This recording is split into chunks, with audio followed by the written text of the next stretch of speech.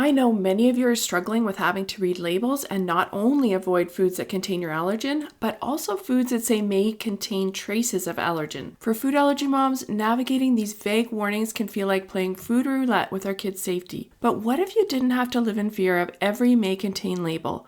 What would that really look like in everyday life? Not only that, but I know a lot of you are considering some sort of food allergy treatment like Xolair. One of the benefits of Xolair is that you don't have to worry about small traces of your allergen. So I thought you might want to know what it's like because that may help you decide if the treatment is right for your family. We've been doing OIT for about 7 years, and about 1.5 years ago, we got to the point where we didn't have to worry about may contain traces of our allergens, and our whole world flipped upside down in a good way. Just that extra layer of security is life-changing. Even so, some fears have been hard to overcome, and surprisingly, some things have changed less than I thought they would. So if you're wondering what it looks like to be in between where you can have traces of allergen, but no more than that, this episode is for you.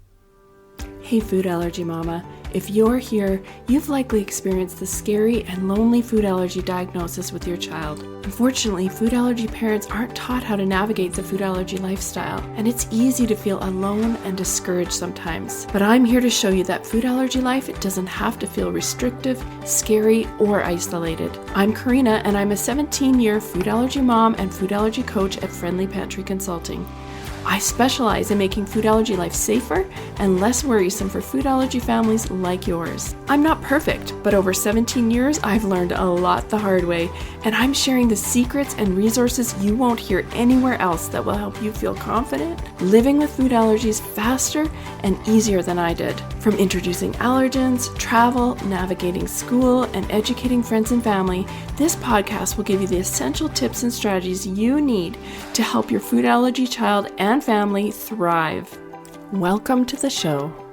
Dealing with food allergies can feel like navigating a ship through stormy waters. As a food allergy mom, you're the captain, doing everything you can to steer your child towards safety. You're running all over the deck, trying to see where to go, and running back to the helm to steer the boat. But sometimes the storm is overwhelming. The fear of a reaction, the anxiety of life with allergies, and the pressure of getting it right. Now imagine trying to navigate that storm without a map or compass. You're relying on your instincts, but the winds are strong and the waves are unpredictable. You can't see clearly and every decision feels like a risk. But getting help from a trusted mentor is like getting that map and compass. They guide you through the storm, showing you the safe pathways you couldn't see on your own. They help you understand where the danger zones are and where you can sail with confidence. Now, you don't have to run so much anymore. Instead, you steer the boat where you want to go without the stress of figuring everything out. Without a mentor's help, you're left guessing in the dark, but with it, you can navigate the waters with knowledge and assurance, knowing that you're making the best decisions for your child. Just like every great captain relies on a crew, moms don't have to face food allergies alone. I hope that this podcast helps be that compass and map for you. And if you want and need deeper support, I've created workshops and templates that will help you get through many of the storms of food allergy life so that you can use the safe pathways and avoid the danger zones. Go to the show notes to get information on all of the powerful food allergy support I offer so you can feel confident without learning the hard way all the time. You don't have to do this alone. So ever since my daughters were diagnosed with food allergies, we would strictly avoid anything with may contain traces of their allergens. So yes, I have 2 daughters, and yes, both of them had food allergies, one to milk and eggs, and the other to peanuts and tree nuts and a gluten intolerance. My oldest daughter, who had the milk and egg allergies, luckily outgrew them. So what I'm talking about in this episode is my daughter with the peanut and tree nut allergies and gluten intolerance, and specifically the peanut and tree nut allergies because those are the ones where we had to avoid may contains in the first place. So we lived for many years having to avoid may contain statements, and this is what I base all of the strategies I teach in all of my workshops and templates on. But as I mentioned, about 1.5 years ago, we got to the point in our OIT journey where my daughter can now eat foods that say may contain traces. Right now in the world of food allergy, there are some really exciting treatments like Xolair, OIT, and TIP. And these treatments don't necessarily come easy. What I mean by that is with, for example, Xolair, you need to give your child an injection every 2 to 4 weeks, and that can be difficult for both you and your child. The level of protection is basically that you can hopefully ingest traces of allergen, but you can't actually eat the allergen. And OIT, which is what we've done, is a long process with many ups and downs. If you want to know more about our journey with OIT, listen to episode 22 where I talk about that specifically. But since these treatments come with their downfalls, you may be wondering if it's worth it and what it's like to get to the point where you don't have to worry about cross contact anymore. So today, I'm going to go through 5 different life experiences where food allergies really impact each one of our lives. And I'm going to tell you how being able to eat foods that may contain allergen statements has changed the experience for us. I hope that this gives you the information you need to see if these treatments are worth it for your family. Let's start with grocery shopping. I know as a food allergy mama, grocery shopping can take a long time, and it can feel super overwhelming in the beginning because of all the label reading and how so many products don't work for your allergies.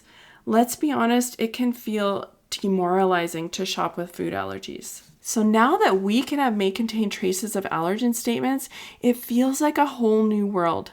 Yes, it's like starting over again, but in a good way. You still have to read every single label, but this time, if it says may contain traces of, you can still buy it. It feels really good and free. And I have to say, we have even ventured out into ordering HelloFresh every once in a while now that we can have traces. Here's the thing. It takes time to let go of that fear. Even though we can buy those new products, it took us a while to feel safe doing it. And for a while, we even stuck to the safe foods we always had. It wasn't that we didn't want to try the new food, we just weren't sure that we were ready to trust that it was really okay for my girl. And this was the same feeling my daughter had too. But after a few months, we started to venture out, and it does open up quite a few new food products. So again, we still have to read and reread every label to make sure the allergens aren't in the food, and we still probably have to shop at more than one grocery store to get other safe items as well, so it didn't decrease that. But we now have our new safe products, and there's just more of them than we originally had. It feels like there are more options, and that's amazing.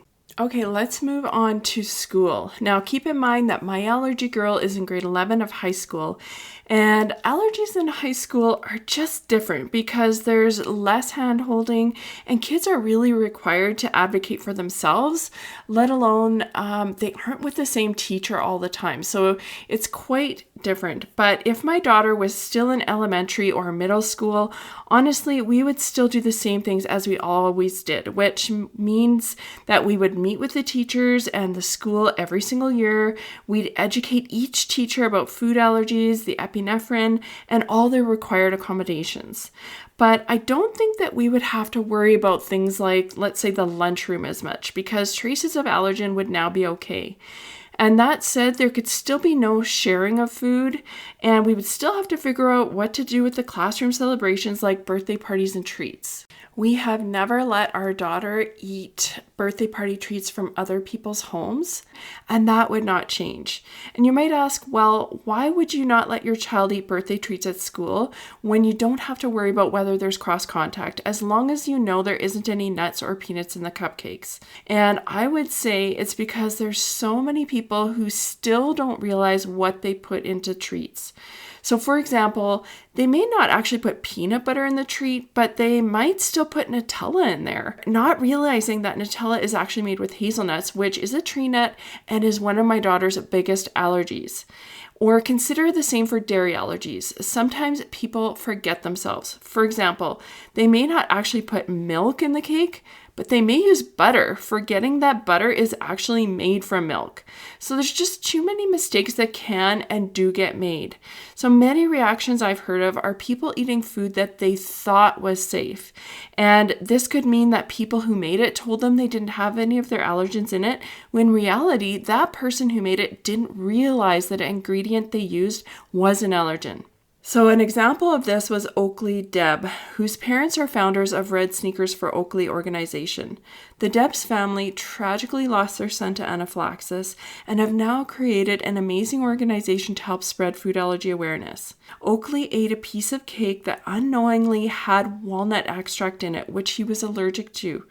Yes, there were other factors involved, but I think that knowing the ingredients of every item your child eats is really important. So I feel like being able to eat may contains doesn't necessarily change the food allergy situation at school very much. Moving on, let's talk about dining out, and this is a big one. I have to say that dining out with food allergies is much easier now because we don't have to ask about cross-contact measures. We just have to worry about what is actually in the food. So yes, we still have to talk to the staff, but we have fewer questions to ask and we feel more confident. That said, it's still important that the restaurant takes food allergies seriously and that they are fully aware of what is in each menu item, so we have to do our due diligence there too. My daughter also has multiple food allergies, so there are some places that just don't have food options that don't contain her allergens. For example, even though gluten isn't a strict allergy, there are still some restaurants that don't have any gluten-free and nut and peanut-free options. So this rules out a lot of restaurants. So there's freedom because we don't have to worry so much about cross-contact, but there's still the issue of whether the restaurant actually has food options that don't contain our allergens. So I think this benefit isn't as huge if you have multiple allergies versus just one. Now let's talk about one of my favorite things to talk about, and that is travel. The biggest change that comes to travel is being able to dine out more easily. As mentioned earlier, we still need to do a lot of research and cook a lot of our own food because some places simply don't have food that is fully allergen free for all the different allergens my daughter has. So we still do our research, we still bring a lot of our own food because it's easier in some cases, and it also saves a lot of money. That's another point that I want to make. We can save a lot of money by cooking ourselves on vacation, so we will still cook our food in some situations. When it comes to flying, we still ask to board early and wipe down plane seats. Technically, we may be able to skip this because she can handle traces of allergens, but we still feel like it's important because, number one, we want to be extra careful on flights since we're far away from medical help, and number two, it feels like it helps to wipe away not only the allergen, but viruses and germs so that we stay healthy on our trip. Other than that, we do a lot of the same things that we used to do while we're traveling, and restaurant research is still important to make sure that we find those safe options that can cater to all of her allergies, just like I mentioned when I was talking about dining out. Moving on to social events. Now, I have to say that social events are probably the least impacted by the ability to have may contains. Now, my daughter could technically eat food from other people's homes, and we wouldn't have to worry about cross contact, and she does do that now. But even so, we still have to verify the ingredients in everything. So potlucks and big events with barbecues are still really hard. Even if we tell the person who's cooking about her allergies and they're good about accommodating, it can still be easy to miss allergens on labels, especially if they're not used to reading labels.